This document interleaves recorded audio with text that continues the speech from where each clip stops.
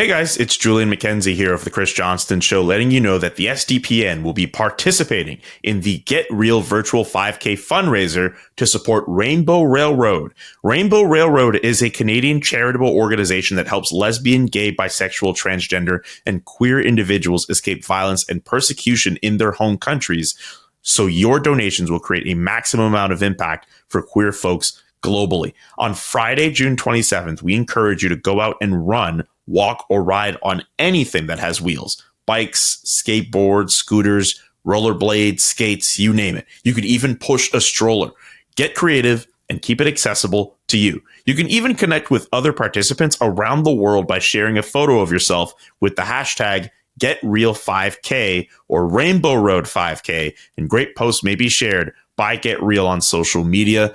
If you want to contribute to either the SDPN page or Steve Dangle's own personal donation page, the links are in the description. Our team fundraising goal is $4,000, and we need your help to get there. Links in the description, and we hope you're able to support us as we do the Get Real Virtual 5K fundraiser. Thanks so much. The Chris Johnston Show. Let's go! Your number one destination for a behind-the-scenes look at the game of hockey. Is this thing on? Here's NHL insider Chris Johnston and host Julian McKenzie. CJ, what a start to this year's Stanley Cup Final. Edmonton with a 1-0 series lead after an overtime winner from Leon Draisaitl. 2 goals for him in Game 1. Let's go through some takeaways. What did you think of the Game 1, the experience, the atmosphere, everything? It was electric. I mean, it was really everything you hope for, I think, in a Stanley Cup Final game. And quite honestly, it's what we don't always get. I mean, you get to this stage of the season, obviously both teams are probably weathering a certain amount of injuries. You know, occasionally you get into these, especially the early games in the Cup Final, and the teams don't have familiarity with each other. It's almost like more of a feeling out. I think the fact the Oilers and the Panthers played in last year's final, almost made it feel like Game 8 a little bit. An extension of that series. I mean, obviously it's a new year. There are lots of new players. I think both teams can credibly say that they've improved on where they were last year to where they are now. And there were some big punches thrown in that game. I don't necessarily mean literally, but just, waves of momentum.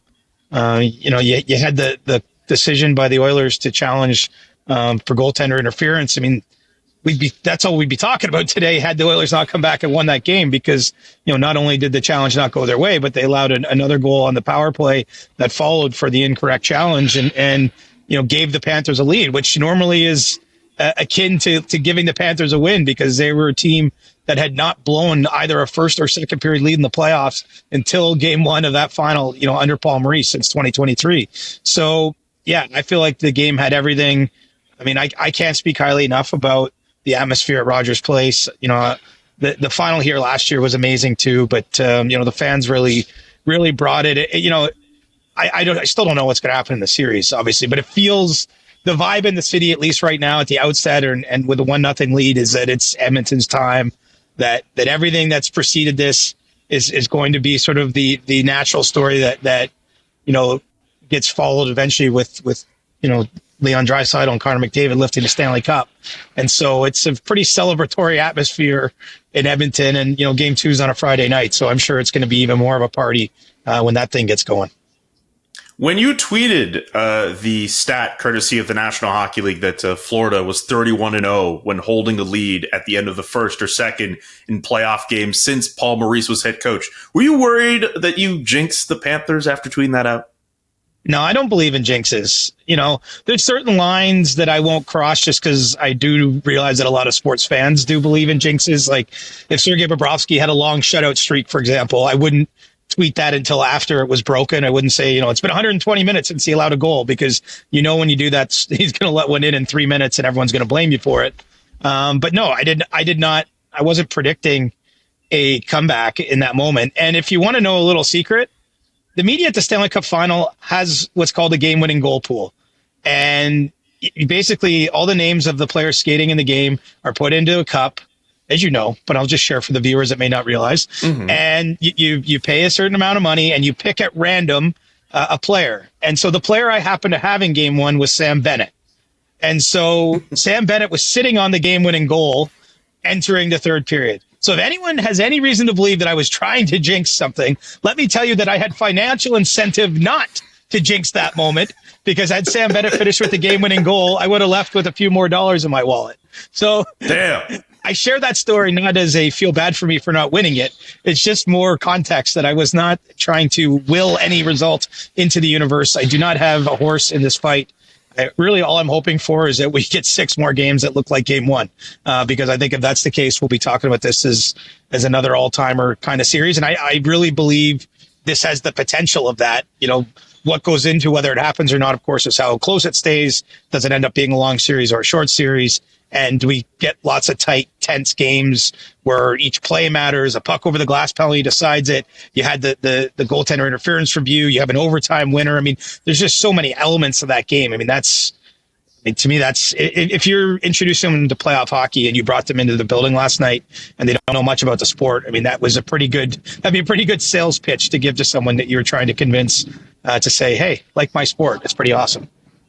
What did you think of Edmonton's decision to review the goaltender interference call in the first period that ultimately led to a goal? I'm curious about what your vantage point was from obviously being how many feet up in the air in the building versus mine, where I'm watching from the couch and I get those angles right away.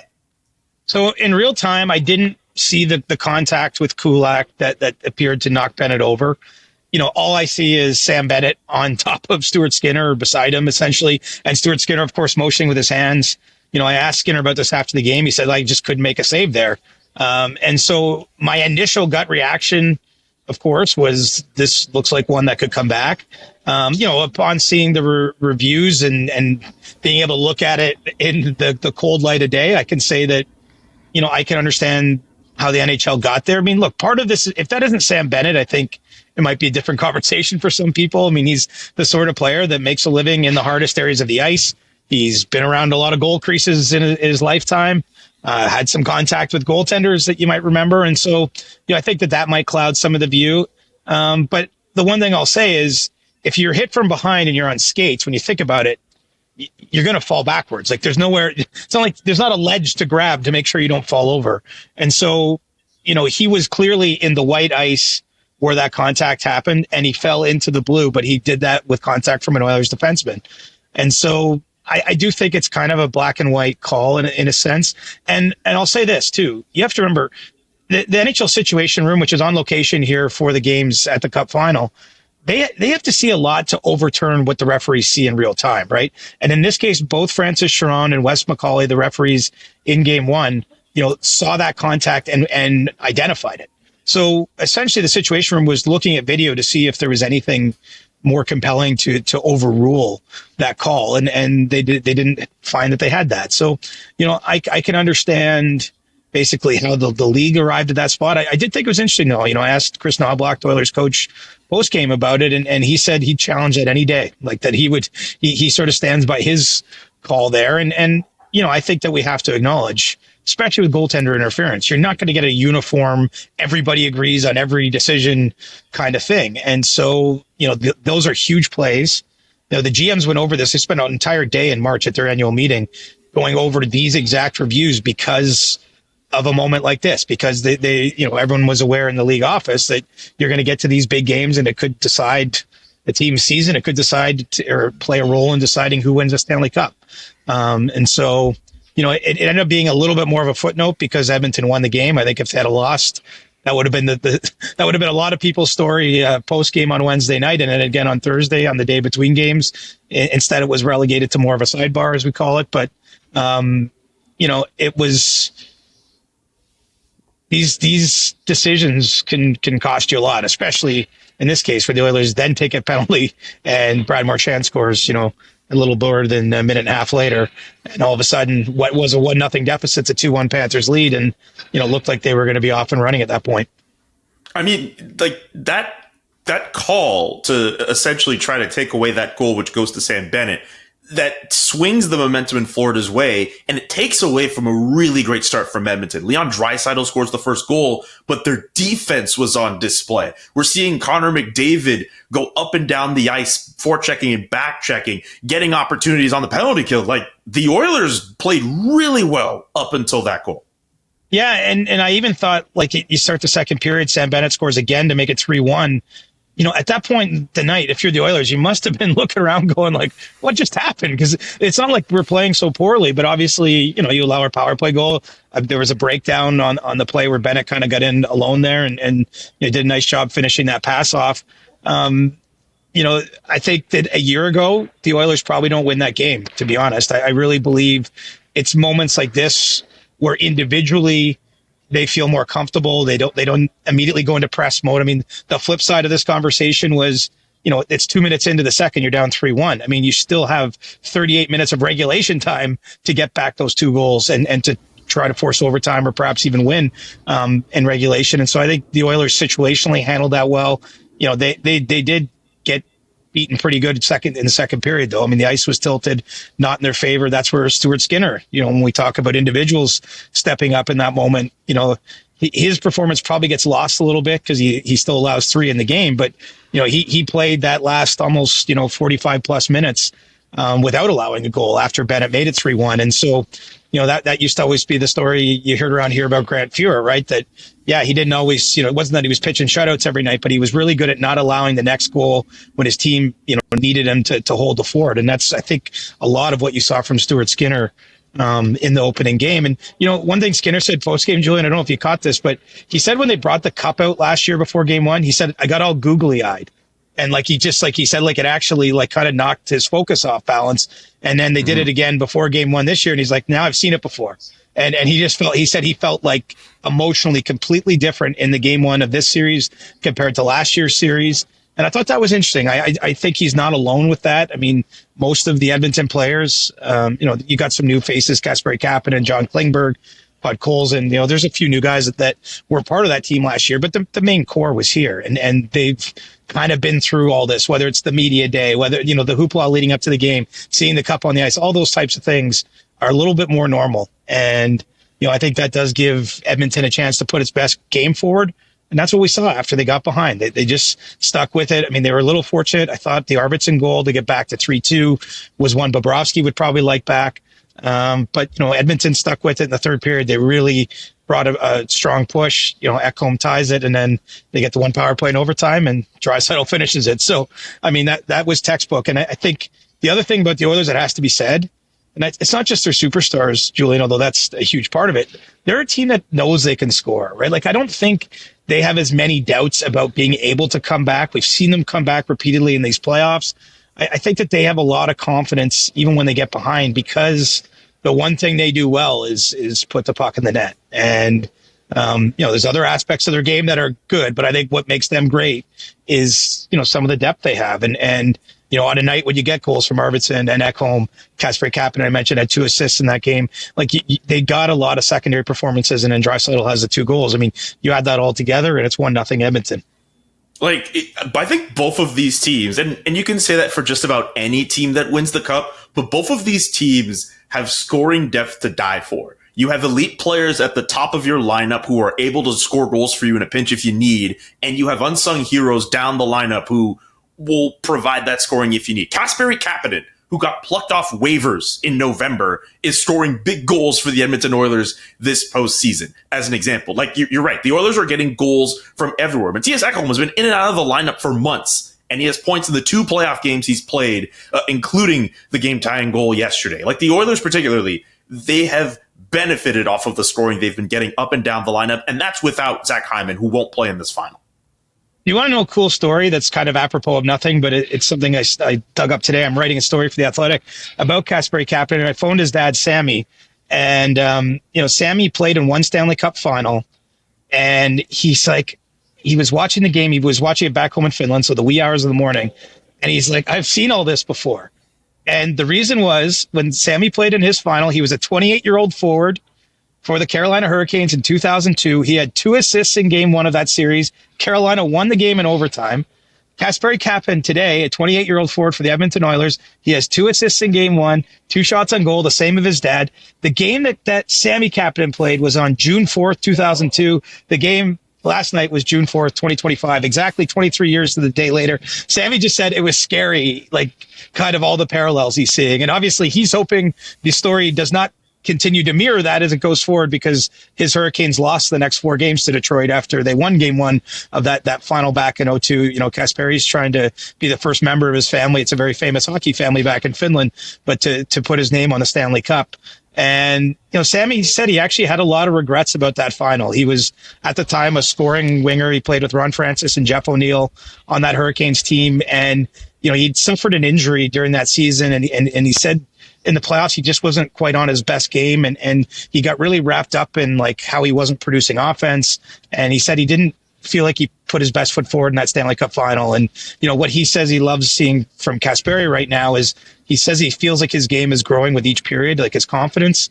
You know, he didn't get it back in the Oilers lineup until the second round against Vegas, scored the overtime goal that allowed them to clinch that series in round 2. And, you know, you're seeing him get more and more involved, obviously, with the injury to Zach Hyman that you referenced. I mean, now Kasperi Kapanen's playing in the top 6 at even strength for this Oilers team. And you know, he's contributing and he's, you know, obviously he's scored some massive goals over his career. He can still, you know, I think offensively make an impact in these games. You saw him throwing his body around in game 1. He broke 3 for that breakaway in overtime and hit the post. You know, I thought he had really a splendid game 1, but it's kind of eerie or weird, you know, how history can kind of rhyme there with the Kapanens. And in the storyline, I put basically their 2 stat lines side by side, and it's like they played almost the same amount of minutes, same shifts, same shots on goal, same 2 assists, and same result for their team. I want to know what Paul Maurice thinks about this, because that's another constant from that 0-2 final.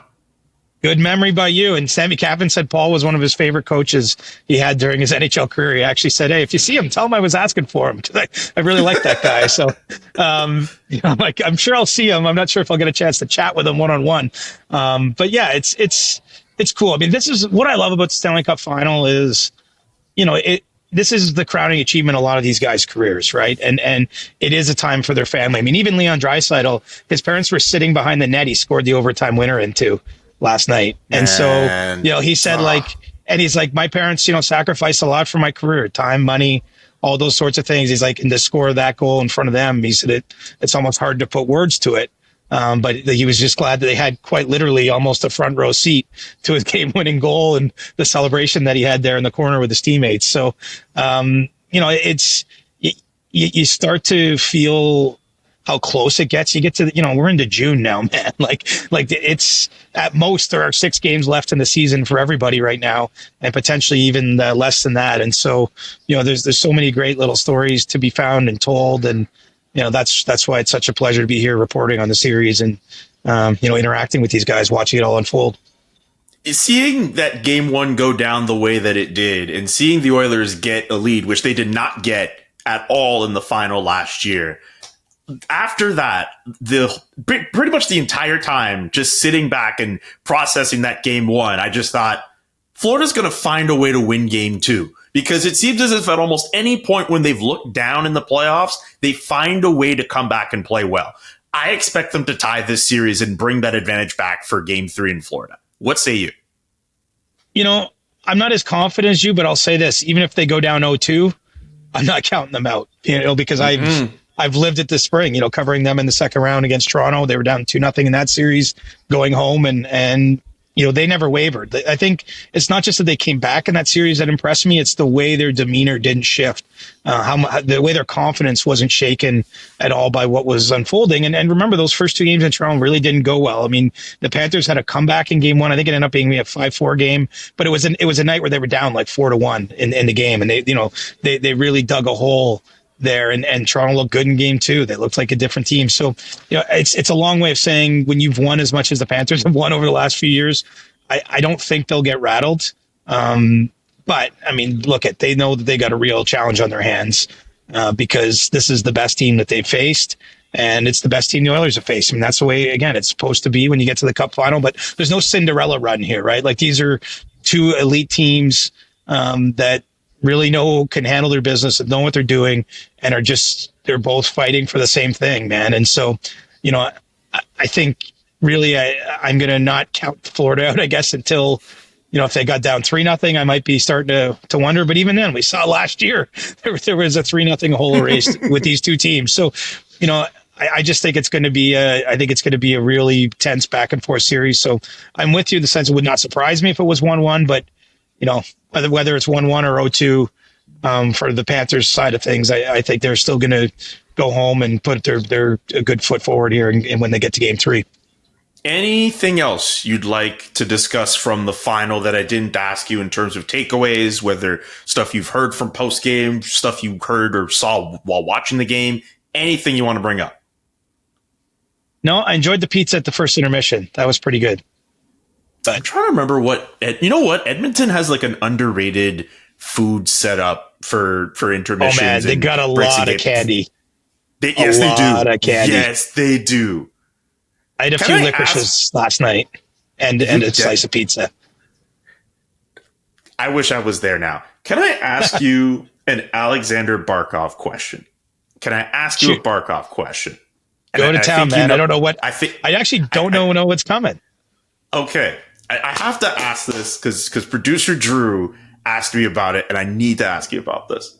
So this week, Barkov wins the Selke Trophy for Best Defensive Forward. You didn't have him on your ballot. I was just curious, like, what was the thinking with Barkov and not having him on your ballot? Well, I don't have the numbers in front of me, but I was looking at even strength numbers in terms of scoring chances created with players on the ice. And I just thought that his season wasn't as strong as some of them in the past. I believe Sam Reinhart was on my ballot. I don't have my ballot in front of me, and I filled it out a couple months ago. But I believe I had Reinhart from the Panthers there. And it's really just that. I mean, if you compare him to his peers, the other guys I listed on the ballot had stronger on ice metrics when it came to the way their team created scoring chances, shots, and ultimately produced goals. And so he's obviously a fantastic player. And there's, if you look in the past, I voted for him plenty of times in the past, I'm sure. So it's not, there was no agenda or anything at play. But for me, it was just a statistical analysis of the season. And I thought that the other 5 guys were worthy of mention ahead of him. For what it's worth, you had Cirelli, Eichel, Reinhart, Marner, and Brandon Hagel. Those were your 5. And I hope that doesn't come across like a gotcha thing. It's just, that's something I wanted to ask you this week.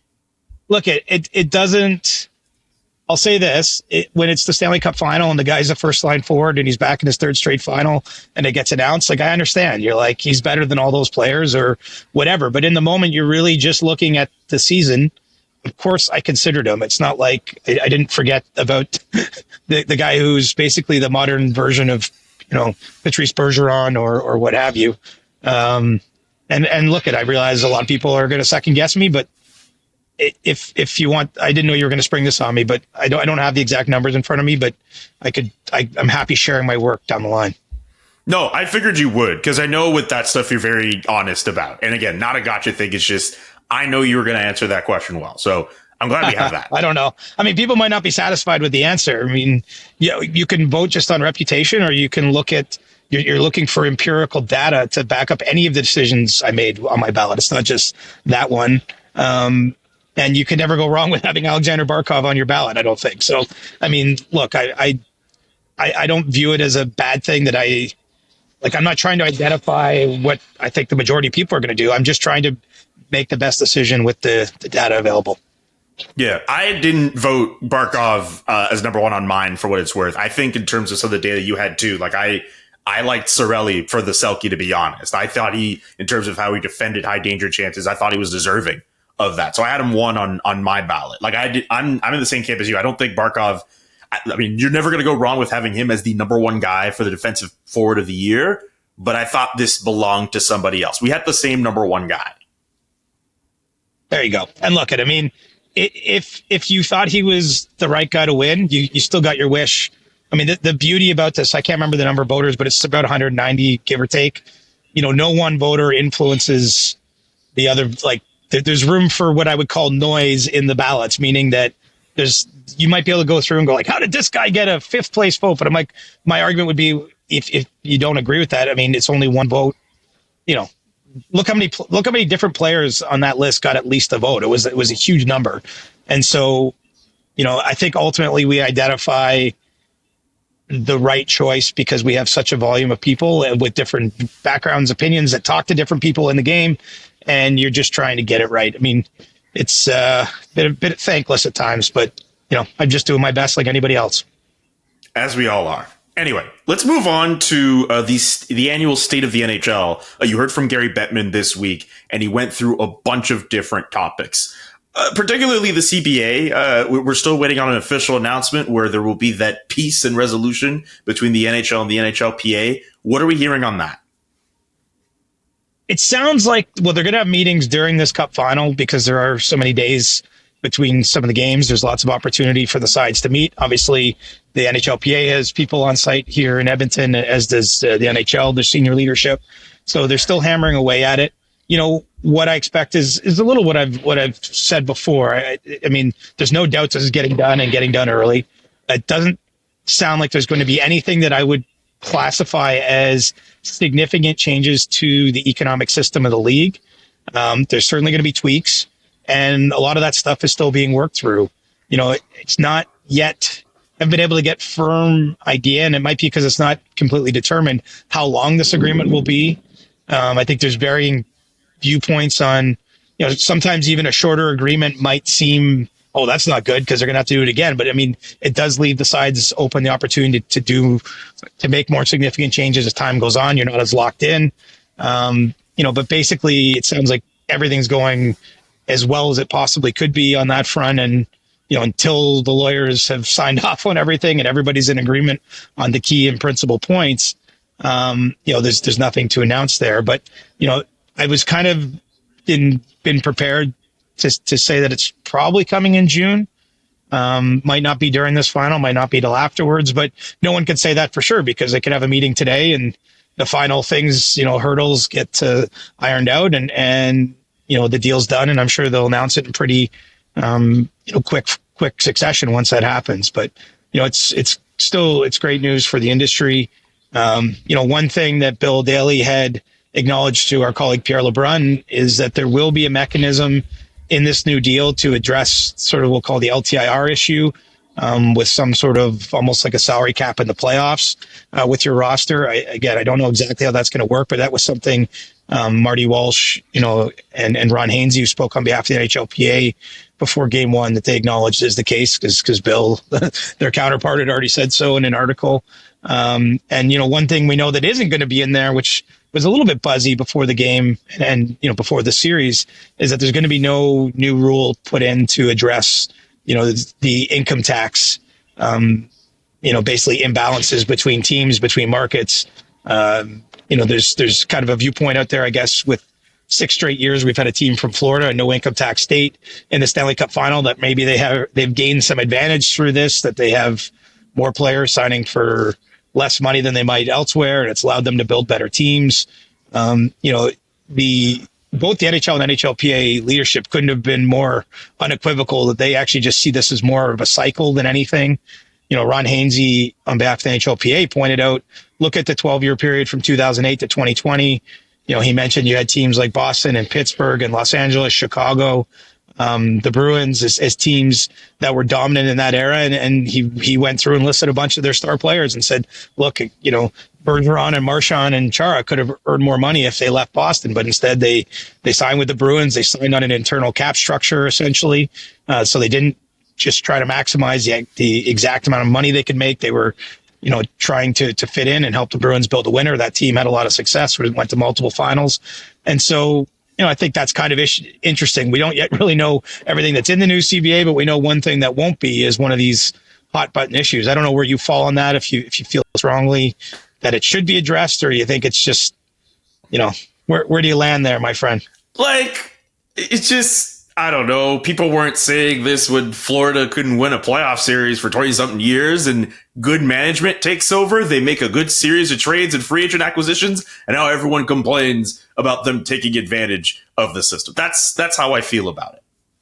Well, you should know, though, that teams have actually complained. Like this isn't just a fan and media-driven storyline. Now, certainly the media has given it life. Bill Zito was asked about it before the Stanley Cup final got underway. I mean, it certainly is maybe being propelled in the media, but teams themselves, I think some of the Canadian-based teams in particular, have identified it as something they think isn't fair. Some of those markets generate more revenue for the league, and then they can't sign the players, for the same cap hits that those players are willing to sign for in Florida. And so I'm not advocating the position. I'm merely sharing that I know that is part of the discussion that's happened behind the scenes. But, as Bill Daly said, the league just doesn't share the idea that it's a major issue, that it's something that needs to be addressed with some sort of new rule or way of maybe, calculating the cap hits for each player, depending what market you're in or something like that. I mean, it in the league's view, it's just not an issue. And so, I'm with you. I think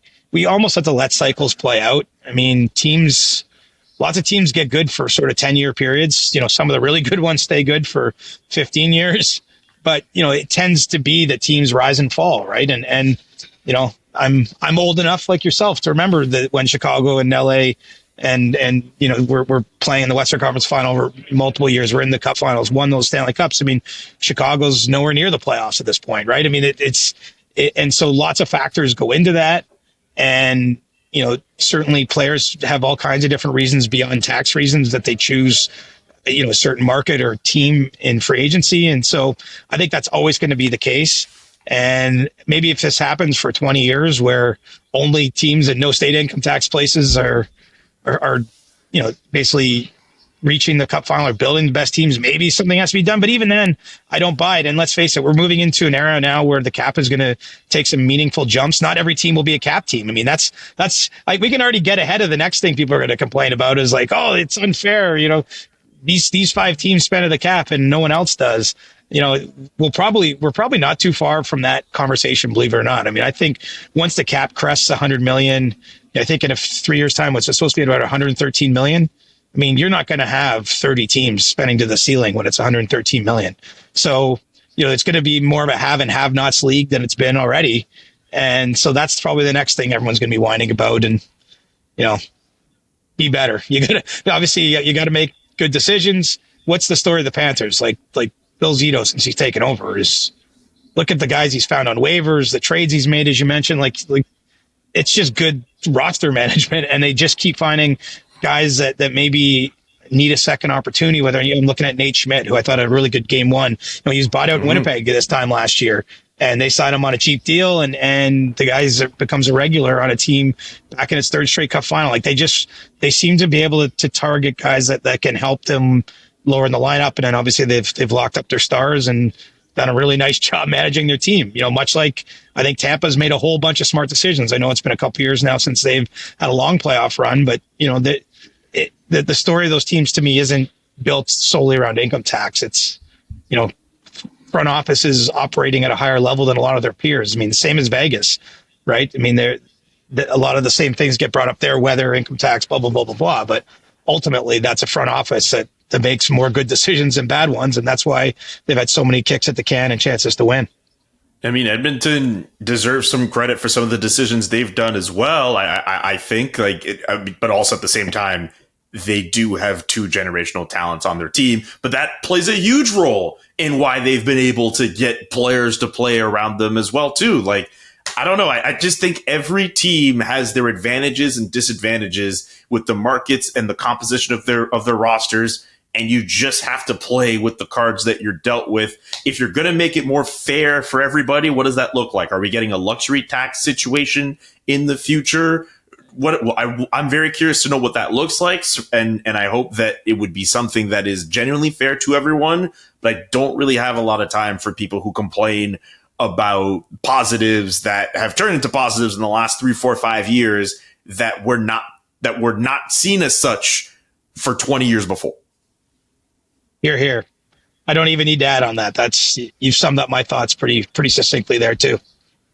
What else did Gary Bettman get into in his state address or just meeting with everybody? I know the Hockey Canada trial was mentioned at some point. Russian players at the Olympics was mentioned as well. Anything else top of mind? Yeah, it wasn't the most newsy meeting, to be honest. The league did confirm that Russian players won't participate in next year's Olympics in Milan, that the IOC had made that decision officially. I don't think that's a surprise, but it's a tangible news item that came out of it. They mentioned that, we know that next year they're not going to do an all-star weekend the way they have. They're going to do some sort of Olympic send-off, but the intention is in 2027 now, a year out, They're going to have some sort of all-star style event that's at UBS Arena, with where the Islanders call home. Mentioned that the decentralized draft might be a one and done, that they're going to take their cues from teams after going through that experience later this month and seeing if they like it, if they want to go back to what we used to have, maybe some sort of a hybrid in the middle. Hockey Canada, basically what they said is that there's nothing to say while the trial's going on, that they're not going to address what the statuses may or may not be of those players, if they're exonerated or if not. Essentially at this point in time, obviously none of them are employed by NHL teams, and I think they'll have to be handled on a case by case basis depending on how the trial, goes here in London, with it expected to wrap up pretty soon.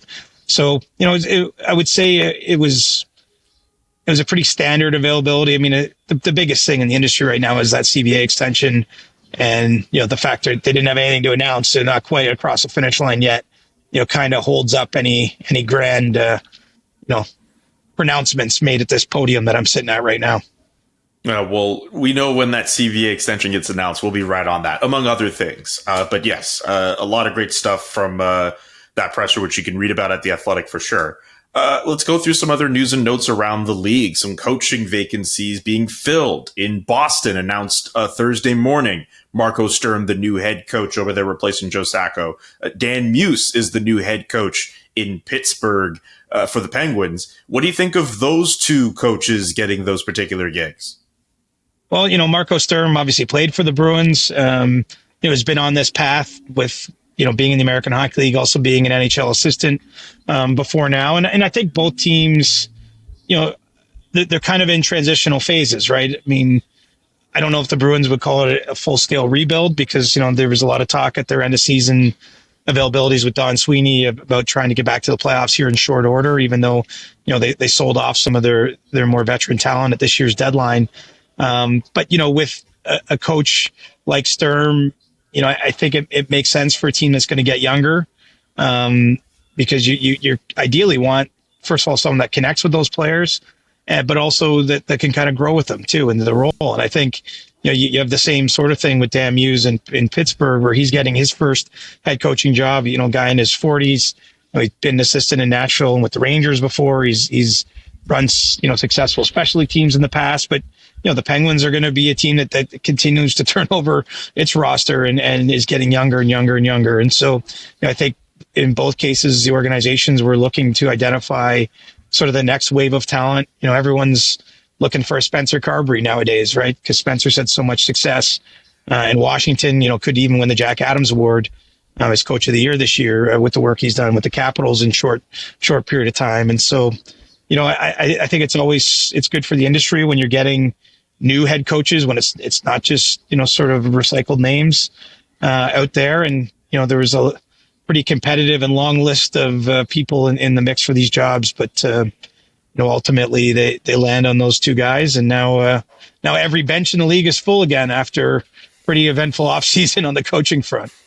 Yeah, I was about to say the carousel can stop spinning. So no more vacancies to report with regards to coaches on that front. We should probably look to, we love talking about player availability and rumors on this show. What do you think of all the attention around guys like Marco Rossi? I know there's been attention about him since last year and his future in Minnesota. What do you think about the trade possibilities for him? Well, the discussions on a new contract haven't, been too productive just yet, I would say, between the Wild and his agent. And look, I think this is a player that there's still a bit of debate about what he's going to be, who he's, is he a second line center, on a team that could be playing in games like these Stanley Cup final games. He's a smaller guy. He had 60 points this year, which is certainly production that sort of puts him in that conversation. But then when the Wild got to the playoffs, he played 11 minutes a night. And so, he certainly is available. That's not to say, look, Minnesota's finally out of cap jail. They have the big hits coming off their books from the buyouts they executed on Parise and Suter. And so they actually have lots of cap space this summer. So it wouldn't be about just dumping they don't need to dump a salary or anything like that. But I think that there isn't a shared vision for what his next deal should be. And so they're at least, listening to see if there's something else out there that makes sense for them. Now, Minnesota needs centermen. They were widely thought to be a potential landing spot for Brock Nelson, who's a Minnesota guy. And Brock signed a 3-year extension with the Colorado Avalanche this week. And it just sort of further underlines, if you've looked at the free agent board I put out there, there's really not a ton of top quality centermen, I'd say, available on the free agent market. I mean, if with Nelson off the board, you got John Tavares, who, we know wants to stay in Toronto. And then, you're going down a little bit, like Matt Duchene, was a bit of a winger at times in Dallas. You're getting to Pius Suter pretty quickly. I mean, there's not a ton of players available there. And so I think, the Wild are going to be careful with Rossi. Certainly not going to just trade him away for nothing. I don't think it's at that stage, or the situation isn't in that moment. But I mean, you have teams here that I think could make sense for him. And, right now they're basically working through that process to see, is it going to be a contract at some point? Is he if he stays, unsigned through July 1st, potentially we're talking about him with an offer sheet at some point too. So I think there's a few different ways yet this could go, but, being where we are here in June, I do believe the Wild, while also engaging in some contract discussions, are seeing what the trade market might yield for him. I'm glad you mentioned Brock Nelson, because I'm curious, with his new contract in tow, 3 years, $22.5 million with a $7.5 million AAV. I'm curious to know how that might influence a potential new contract for John Tavares. Is that the right comparison to make? What say you? Well, certainly if John Tavares goes to the open market, I think it's a great comparable for him. I mean, he had 8 more goals and 18 more points this past season than Nelson. John Tavares is coming off an extremely productive year, 38 goals, 74 points, I believe it was. So, if he goes to a market where I've just mentioned, there's not a lot of centermen out there. I mean, teams will value him for the intangibles that he brings as a leader, someone who's worn the sea and, 2 franchises in this league, and has consistently been a top point producer. And while he's sort of shifting into becoming more of a secondary type of option, I mean, John Tavares makes a lot of teams better if he signs there. So, I think it's a comparable for him if he's on the open market. I don't know that it's one that Toronto's going to want to have much time for, because, I think if anything, the Leafs, if they're keeping Tavares around, are going to be pushing for, a hometown type discount. I mean, I think when we're looking at comparables, the other contracts signed in recent days might be a little closer, and that's the Yanni Gourde deal with the Tampa Bay Lightning. Now, I don't think John Tavares is going to sign in the $2 million range that Gourde did over a 6-year deal, but Gourde did sign through age 39. But it wouldn't surprise me to see Tavares get that type of contract. Maybe even deferring some money. I know that's something that the sides have at least thought about. But finding creative ways to, keep to basically meet his need where he wants to remain a Leaf. He wants a chance to win a Stanley Cup in Toronto, obviously meet his financial needs, but also have it so that the team can enjoy some benefit. And so, spreading out a deal for him that extends several seasons, it's something the Leafs did last year when they signed Chris Tanev in free agency. And it would not surprise me if that's where things end up going with Tavares. So maybe, well, Nelson is a pure comparable. What he did there essentially is by only going 3 years at his age, I think he made the team more comfortable paying him a little higher up the AAV scale because there's less risk there for the Avalanche because you're only signing him.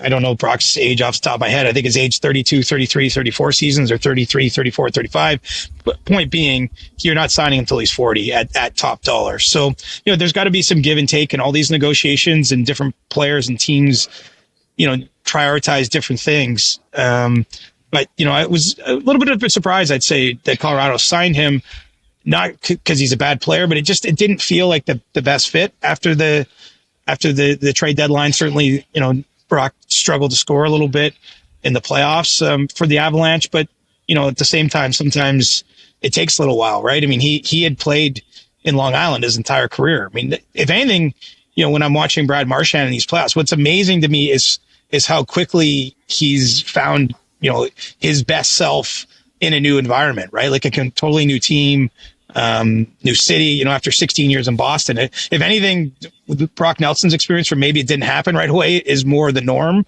And Marchand, who's another UFA this summer, who I think has made himself some money with the playoffs he's having.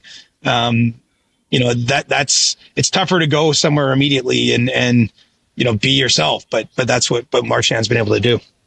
Speaking of Marchand, this is a pretty good segue into your free agent big board. He's number 6 on that board. We've touched on the fact that he's a player who could stand to make tons of money, obviously, through his performances in the playoffs and what he means to a playoff team. I guess less of a question here, but just that value for sure is going up for him.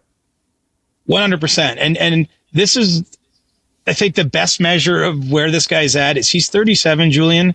And I think next season he's going to make the most money he's ever made in the NHL. Like, I think he's getting a raise. And, I've been led to believe that $8 million is about the number it's going to take. Again, it might be a little higher, a little lower, but that's essentially the range. He's just coming off a deal where he's making $6.125 million for 8 years, that he'd signed with the Bruins back in 2016. And, Marchand to me is worthy of that money. I mean, it's a rising cap environment, so we all got to get used to, there's going to be some sticker shock on the contracts this summer, right? But also you've got the proof of concept here. I mean, the interesting thing to me about Marchand is I believe he's going to test the open market. He's really liked it in Florida. I think it's been a fantastic fit. I mean, you can see it on the ice, but the reality is, the Panthers have to figure out what they're doing with Sam Bennett. And I do believe they're going to try to keep him. They've got Aaron Ekblad also on an expiring deal. They have some other priorities, right? And there's only so much cap space. And so for Brad Marchand, I believe he's most likely to go free on July 1st. And I think he's going to be open-minded about where he ends up. I truly believe there could be a bidding war for him because I think he'll consider different environments, different cities. Like, I don't think he's going with just 3 teams there are only 3 teams he'll go to. And so, if you're one of the 30 front offices that doesn't have any games this month and you're just watching the Stanley Cup final from afar, I mean, how are you not watching this player and wondering what he could do for your team? Even at this age, where obviously, Marchand is a 3rd-line player right now on the Panthers. And I think he can play higher in the lineup on a team that probably doesn't have the depth the Panthers boast. But if he gets a 3-year deal, 24, 25 million, something like that, I don't think it can be ruled out, believe it or not. And I do believe there'll be a bidding war of teams just because, there's more demand than supply right now for the top free agents. And there's a lot of teams that have cap space. And there's a lot of teams that are probably watching this playoffs going, that guy's got 15 points. If you look at his underlying numbers, if you look at the results of what's happening when he's on the ice, I mean, he's been a standout performer for Florida. He scored some big goals. Had a goal in game 1 of the Cup final here. So, get ready for the Marchand sweepstakes. I think we're just a few weeks away from the beginning. Sounds good to me with that. Any other nuggets or anything you want to mention from your top 5 on your free agent big board? Aaron Ekblad is there. Nikolaj Ehlers is there. John Tavares is there. Sam Bennett is there. And we haven't talked about him enough, Mitch Marner is on that top 5 too. Well, I'll say this. I still think Mitch Marner is going to hit free agency on July 1st. It's his position that the Leafs can be a team that he'll consider on July 1st. But, I don't think anyone should be expecting any announcements before that period of time. I suppose the one thing I still don't know where it's going, but, do the Leafs look to potentially trade his rights? Something we've discussed before, before that time, if, maybe, it appears there might be a place he wants to go to, but I mean, Mitch Marner's calling the shots here. So there's all kinds of reporting out there. I can't even keep track of who said what and what's going on. But, the truth is, I think I have a pretty good handle on this one. This is a player that look at, he took on the risk by playing out this entire season, didn't sign his extension, right? He had opportunities if the Leafs wanted to do a deal with him and he wanted to basically exercise his rights to test free agency. I don't see him getting to June 5th and going, oh, wait, no, I don't want to do that. So, I mean, Marner is going to be, available I would think on July 1st, unless I guess the one wild card is as we get closer, as we get to the draft, do the Leafs have a conversation about maybe trading him that allows them to get something back in return? Could allow him to get an 8-year contract, for example, which might be appealing to some of the other teams. That could still happen. But at this point, I think all indications should be that he's going to hit the open market. The other one I think we'd be missing the forest for the trees for is if we don't mention Sam Bennett, playoff leading 12 goals. I can't remember a free agent, at least not in the last couple of years. Like there's no one that jumps to mind that's probably done more for their bank account in a playoff run than this one. This is a player that just had his first 50-point season this year in the regular season. He's got 12 goals. He's obviously in the middle of everything, makes his living in the higher areas of the ice. But clearly when you need someone to be an emotional driver for your team, I mean, this guy's a difference maker. He's talking about changing the DNA of a team. If you can get Sam Bennett somewhere in your top six, I think you're in a good spot to do that. Not yet clear with him focused on the here and now where that's headed, but I still think that there'll be an opportunity for him and the Panthers to talk about an extension, with some urgency, whenever their season's done and before July 1st. And, wouldn't surprise me if he wanted to stay. Most guys want to stay in Florida. They got a lot of good things going on and it has nothing to do with income tax. But if he, doesn't end up agreeing to a deal with the Panthers, I mean, he deserves to be number 2 on that board behind only Marner, because I think a lot of teams, much in the same vein I'm talking about, are watching Marchand or watching Bennett and imagining what he could do for their center ice position. One more thing before stick taps. I'm curious about Nikolaj Ehlers, because that's a guy who I think could get a lot of attention around the league, especially if Marner decides he's moving on from Toronto, he's going somewhere else. He could be someone that, could be a consolation prize in the vein of Mitch Marner. That's at least just my own opinion on it. What say you about his situation? Yeah, I mean, I think he's likely, for the same reasons I mentioned, the other guys going to hit the market.